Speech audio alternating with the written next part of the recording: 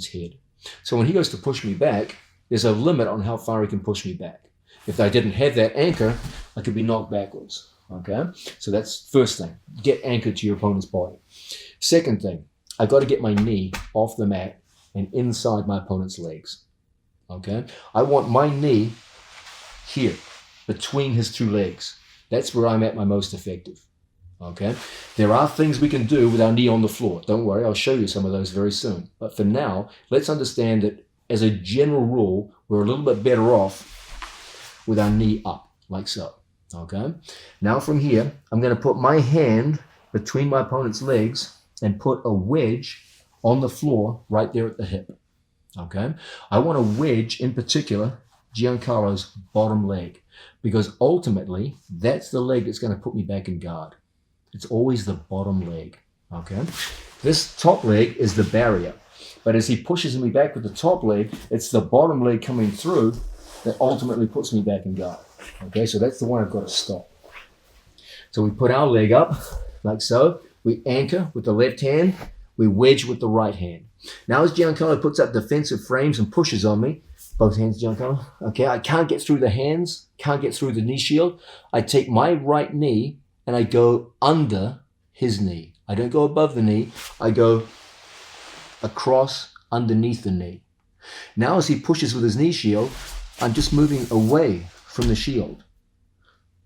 I stay up with my hips and knees off the floor, and I take a series of short, choppy steps, 1, 2, 3, 4, until I get in front of Giancarlo's knee shield. When I'm in front of the knee shield, I put my hips into it, and I walk backwards with short, choppy steps, and we go past our opponent's legs and clear them out to the side. Now when he tries to hold us off, we stay heavy on the hips. As he goes to shrimp, I stay heavy on the hips. I don't get incautious and come up to the chest. He shrimps and puts me back in guard. I stay heavy on the hips. As he goes to shrimp and move, we stay over his hips, staying over the hips, taking short, choppy steps to stay with him. And only in time do we come up and lock the head. Now when he goes to frame and push us off, we can use those upper body grips to come up and get our chest-to-chest contact. Okay? Let's have a look at that again. Okay, we've got a tough and talented opponent on bottom who's recognized the danger of me stepping into his half guard. He's like, I know what this guy wants to do. He wants to force half guard and pass. Okay, it's probably his strategy. So he does the right thing. He knows that ultimately we need to get some kind of chest-to-chest contact if we're going to pass in our half guard passing system. So he's like, let me nip that one in the bud by putting in a good knee shield and deny him chest-to-chest contact. If his knee shield is sufficiently strong, we can't get chest-to-chest contact, we're going to move away from the knee shield and use short, choppy steps to get in front of the shield and use our hips to clear the shield away and make our opponent's knees point away from us. If we can do these things, we're going to not just clear the knee shield, we're going to pass our opponent's guard. So let's have a look at all this again. We've gotten into the half guard situation, but unfortunately, he's gotten into strong defensive frames. Okay, he's got upper body and knee shield in place, and he's looking pretty strong and pretty resolute here. So we're going to go through and connect an anchor to our opponent's head. We're going to take our knee up and put it inside our training partner's legs. Now we're going to wedge our opponent's hips. As he goes to push us back, I'm not going to try and go over his knee. Okay, he pushes back with his knee shield. I can't go that way, but I can go out here, below his knee. And that's where I cut through. Now, don't come down to your hips. Okay, he shrimps now, and it's easy for him to move around. I want weight over him, so I stay with my knees and hips off the floor, and I take short, choppy steps. 1, 2, 3, 4. Don't cross your feet. And now he pushes, I fall. My feet stay here. And I take short, choppy steps until I can get my hip in front of his knee shield. Now, I walk back in the way I came with short, choppy steps. I make his knees point away from me. Then, I lock up over the hips. When he goes to shrimp, I stay over the hips. Don't be in a rush to go chest to chest. He shrimps, put this back in guard. Stay on the hips. When he goes to shrimp, short, choppy steps. Keep me over him. Now I control the head, shoulders. He goes to frame, and I pull my body up, and we get chest to chest and solidify our pass. Okay, so this is one very effective way of dealing with the knee shield. Now let's look at a second way of dealing with knee shields. This one has a very different methodology.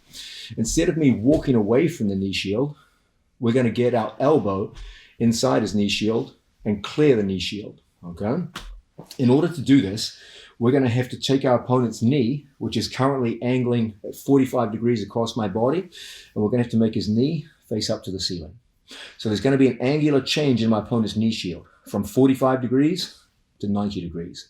How are we going to do this? Okay, we're going to start off, as always, with our knee between his legs. There are things you can do with your knee on the floor, but as a general rule, I like to see my students starting off by taking their knee in between their opponent's legs. Okay, from here we're going to get a conventional lapel grip on our training partner.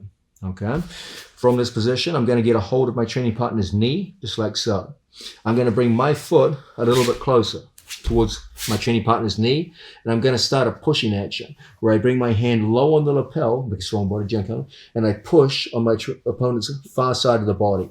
So I take the heel of my hand and I put the heel of my hand right in his rib cage here. Okay, look what happens when I apply weight, make a strong body, Janko, with the heel of my hand and I walk across. You see what happens to his knees? They point at the ceiling. Okay, his knee shield is at its most effective at a 45-degree angle. So when I try to push forward, strong body, I can't go forward. Strong, strong, strong. Can't go forward.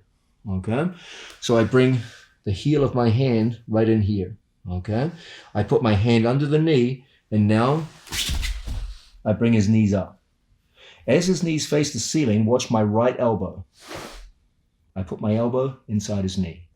Currently, Giancarlo's knee has the inside position. When I point the knees at the ceiling, now my elbow has the inside position.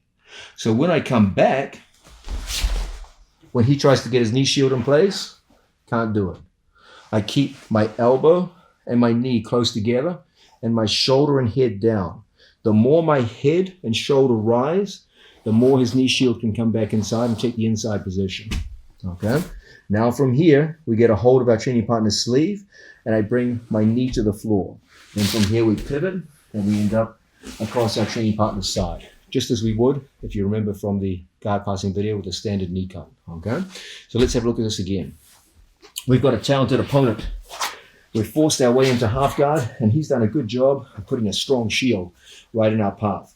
His leg is at the optimal 45 degrees, which is good for him and bad for me. Okay, so we're going to take a lapel grip on our training partner. We're going to post and put our knee up inside our training partner's legs. Okay, currently his knee has the inside position. It's inside my elbow, and as a result, I can't push forward. I can't use my elbow to get inside. So we're going to have to make his knee face up to the ceiling. So I take my hand down the lapel and I put the heel of my hand in his rib cage. In order to do this, I must move my head inside his knee so that when I touch here, make a strong body, Giancarlo, and I just walk, I make his knees face the ceiling. Now the critical point, his knees inside, I take my elbow and join it to my knee. When he tries to bring his knee back inside, no way. Now I step and we're in position.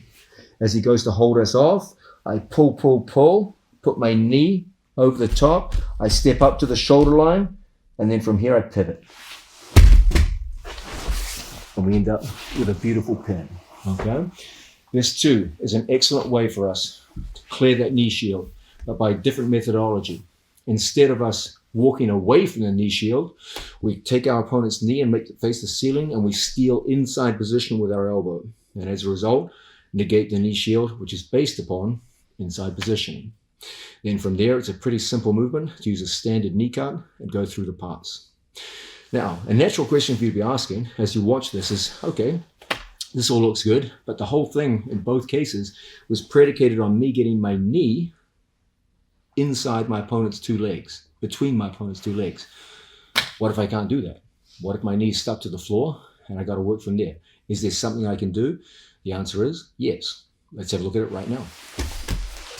Okay, Giancarlo's got his knee shield in place, and my knee is stuck on the floor for whatever reason. I'm not sure what it would be, but for whatever reason, I can't get my knee